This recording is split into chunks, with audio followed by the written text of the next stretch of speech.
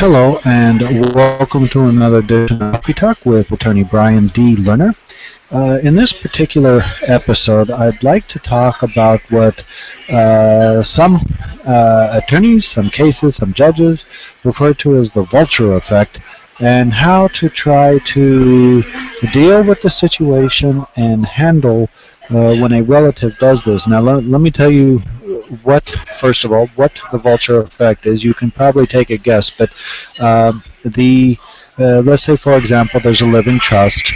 Uh, it can happen with wills as well, but let's say there's a living trust. The trustor has died, and a relative who wants everything that they can possibly get swoops in like a vulture to the house, to wherever he or she can get his or her hands on, takes everything in her possession that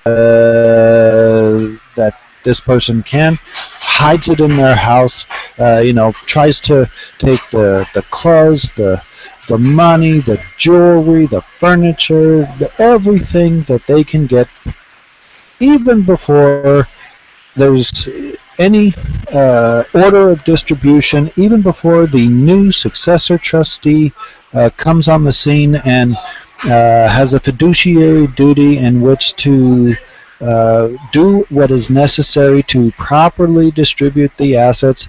And so this unfortunately happens more often than not, which is somewhat sad, in that a relative, rather than sitting back and, actually mourning the loss of their loved one, decides they want to accumulate as much material items as they can. So that's not the vulture. And what does that mean? Well, a couple things. First, what you should do if you're the successor trustee when the store has died, you should new locks on the house. You should inventory everything that's in the house so that you know exactly what exists should one of the relatives be the particular kind of person that is taken. You know exactly what the and who took it.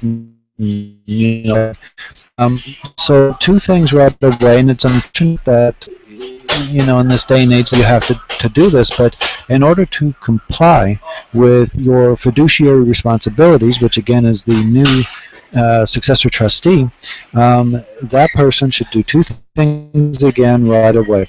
Box the houses or property that the trustor owned, and secondly, get an inventory of everything in every property that's there, and you can just write it down, hire someone quickly to go in and list everything that's in the house and so forth. Now, let's say that this relative did engage in the vulture effect. What can be done? Well, as the successor trustee, you can certainly try to contact that person to return what was given. You can make an inventory of what you believe was taken, and then consider that as part of the distribution if it complies with the direction of the trust. And that it get an order to be returned, or get an order that is partial satisfaction of the distribution mandated by the trust. So there are avenues that can be taken. A lot of the work is in the beginning, and I'm telling you, if you're the success trustee and the trustor just died, the last thing you want to do is think about inventorying everything in chain box.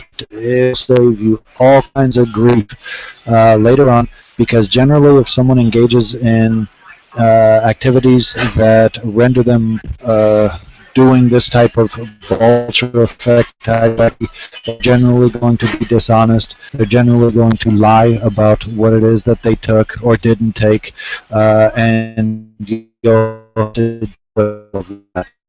And easier than just get a box and do the inventory. And if there's any questions about trust, you just have to respond that you're doing your fiduciary responsibilities in maintaining the assets of the trust so that they can be properly distributed in good time.